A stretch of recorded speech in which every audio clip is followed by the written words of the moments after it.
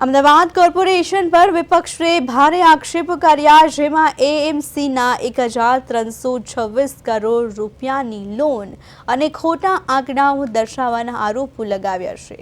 વિપક્ષે જણાવ્યું કે એએમસી દ્વારા દર વર્ષે 11,674 કરોડ રૂપિયાનો પગાર ચૂકવવામાં આવે છે, અને છતાં પ્રગતિ ન થતાં કર્મચારીઓ લાંચ લેતા પકડાયા છે।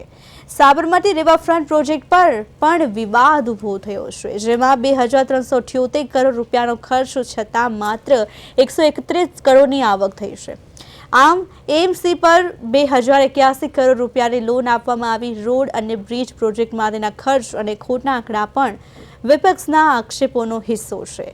તેમ છતાં એએમસીના બાઉન્સર પર 325.46 કરોડ રૂપિયાનો ખર્ચ વિપક્ષ માટે વધુ ચર્ચાનો મુદ્દો બન્યો છે। સાથે જ એએમસીની ખાલી પડેલી જગ્યાઓ અને કર્મચારી ભરતીના મુદ્દાઓ પણ ઉઠાવાયા છે। આ બધે વિપક્ષ અને ભાજપ વચ્ચે તણાવ ઊભો થયો છે, જેમાં એક મોટો રાજકીય વિવાદ સર્જાયો છે।